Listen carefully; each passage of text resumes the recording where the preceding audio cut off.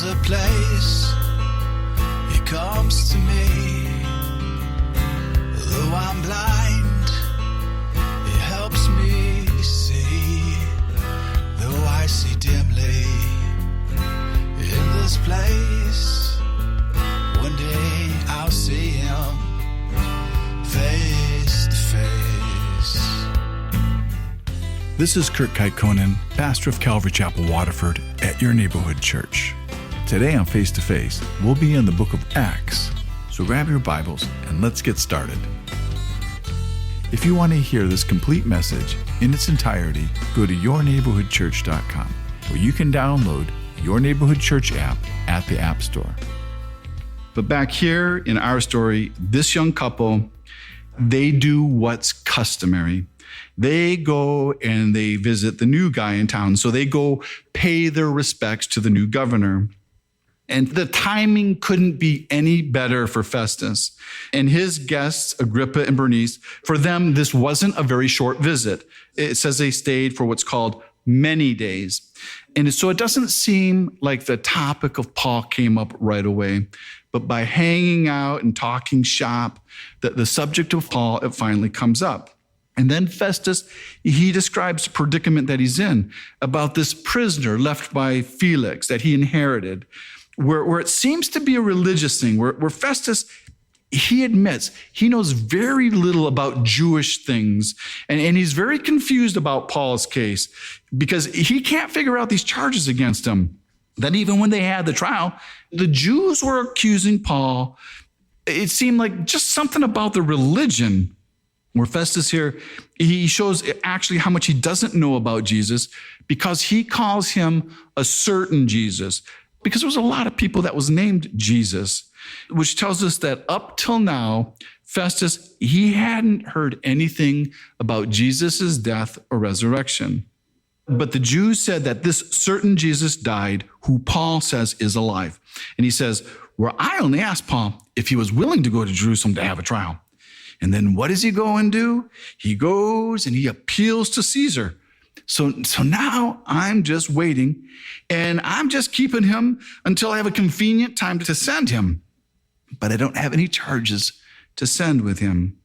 And that's going to make me look bad in front of Nero, sending an imprisoned Roman citizen without any charges. But now I'm stuck because he appealed to Caesar. And so here, Festus is kind of asking King Agrippa for his help to figure out the charges for him. And King Agrippa and Bernice, they're more than happy to hear Paul. It's almost like the Herods have some kind of sick fascination with God, some kind of twisted viewpoint where their lives are always intersecting with Jesus, where it's just kind of like a form of entertainment for them. And I would guess that the truth is that Jesus's life, it intersects in all of our lives just like this. It's just what we do with him when he shows up in our lives. Do we receive him or do we reject him? Do we mock him or do we even persecute him? And so I'm sure it's not just the Herod's lives that Jesus intersects with, but I believe it's all of our lives. But here again, we get to see Jesus and his testimony come so close to these Herods, these people who are caught up in these fleshy lives who won't receive him. And honestly, I think, what more could God do to call these people to himself? But these Herods here, they're very excited to hear about Jesus, just like Grandpa Herod Antipas was when he wanted to see Jesus do some magic tricks.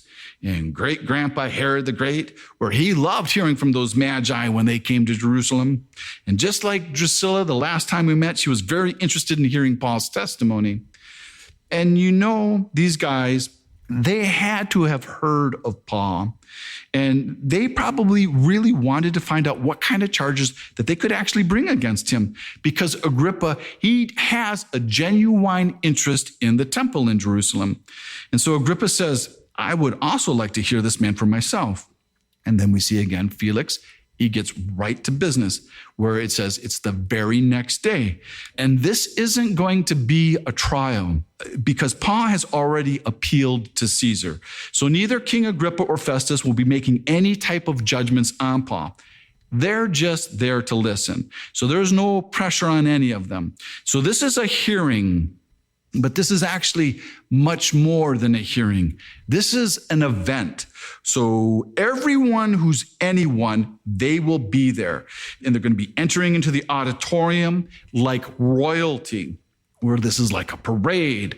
And we don't just see like centurions there. We see the commanders who commanded the centurions and all their troops, all the military strategists, and every form of Roman official being present.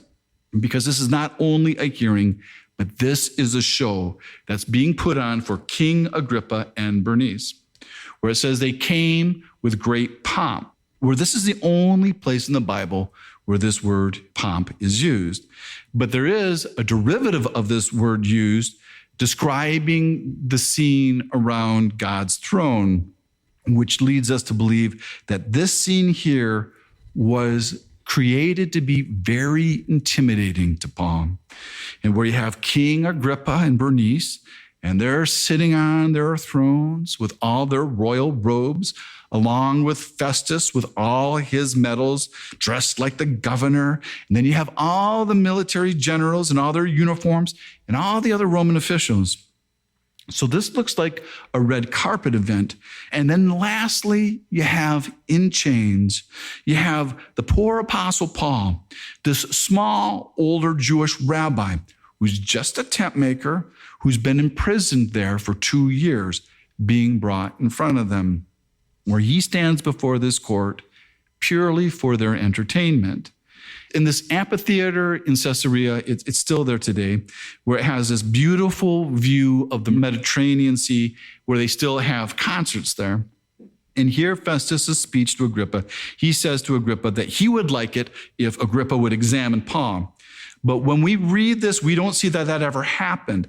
That King Agrippa, who is in charge of this presentation, he just tells Paul, he says, "You're free to speak." And so you got Paul there, and he's probably looking around the room, and he's thinking that this is part of that fulfillment that Jesus had prophesied, that Paul, he'd be speaking before kings, where he's thinking only God could put together a group like this of kings and leaders. And where he should be intimidated, he's not intimidated at all. And he just stretches out his arm, and his hand goes up because he's in charge here. And then Paul, he begins what sounds like that customary flattery. But everything that Paul says here is true. And he means it all very sincerely when he says, "I think myself happy, King Agrippa, because I will answer for myself before you concerning all the things I'm accused of by the Jews, especially because you are an expert in all customs and questions which have to do with the Jews." Where this isn't empty flattery, because it's all true. King Agrippa was an expert in everything Jewish, where up until now, Paul, he's been appearing before pagan Gentile governors. He's been appearing to guys like Felix and Festus, where they didn't understand any of the Jewish things, but Agrippa, he does. And so Paul starts and he says, "Therefore, I beg you to hear me patiently." And what he's meaning here and what he's letting King Agrippa know is that this is not going to be brief. And so what he's asking King Agrippa to do is to be patient with him. And this is Paul's longest address in the book of Acts.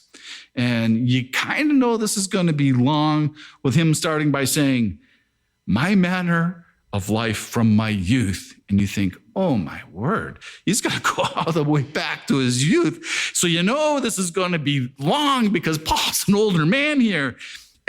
Can't you just start from about 2 years ago, Paul? Like about the time of the riot?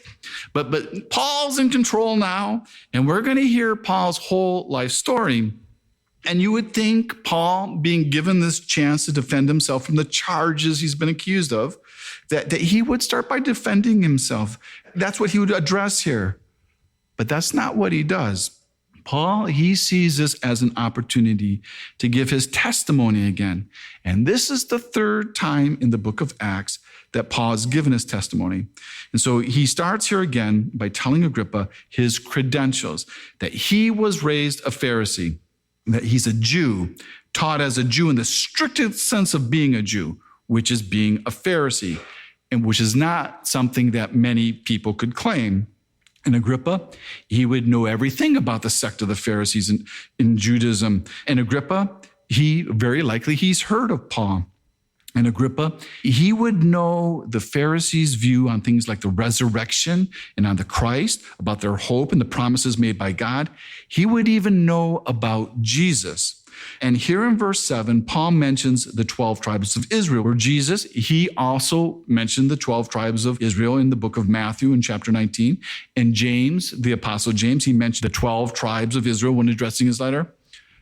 Where it seems obvious here that the 10 tribes of Israel, that they're not lost, like some people claim, that they've been assimilated into Israel, that they're not lost at all, but that God knows exactly where they are.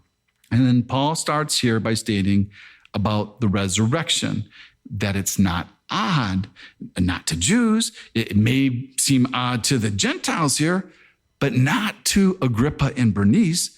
And Paul tells them that he didn't used to think that the resurrection had anything to do with Jesus. And so he persecuted anything to do with Jesus' name, Jesus the Nazarene. And Paul confesses here that in his former life as a Pharisee, he killed Christians and he sent them to their death. And then here in verse 10, where it says, cast my vote. This is the place where we know that Paul was an official voting member of the Sanhedrin, though there are some people who don't think so, because they think that if Paul was an official member, that he would have mentioned it way before in one of his letters. But Paul says that he was so enraged that he followed the followers of Jesus to other cities. And that's where, on the road to Damascus, where Paul saw the light. A light that was brighter than the sun. And he tells us that this was at midday. So this means this was at noon when the sun was at its brightest.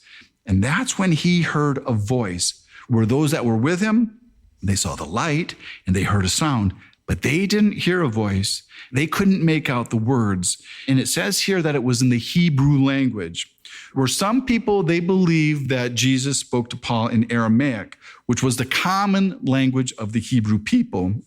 But it could have been Hebrew, because Paul, he spoke Hebrew. But the two things which become obvious to Paul here at this time, one is that Jesus is alive. And the second is that Jesus is connected to the suffering of his people, the church. And that by persecuting the church, Paul persecuted the Messiah. And I really don't know if people get that today, that when they speak against the church, that they're actually speaking against Jesus. And what you see here is how gracious Jesus is when he's speaking to his enemies, because you have to realize Paul, he's Jesus's enemy here. And Jesus reveals that he's been working in Paul's life for a while now, but that Paul, he's been fighting him, that he's been kicking against a goad, which means he's kicking against sharp sticks that are meant to keep oxen going in the right direction. You've been listening to Face to Face. Face to Face on this radio station has been provided by Your Neighborhood Church. If you want to help support Face to Face and put this program on other stations just like yours, you can contact us at yourneighborhoodchurch.com or write Your Neighborhood Church, P.O. Box 500, Romeo, Michigan 48065. There's a place he comes to me. Though I'm blind, he helps me see. Though I see dimly in this place, one day I'll see him face to face. Tune in again tomorrow at this same time as we continue to go through the Bible.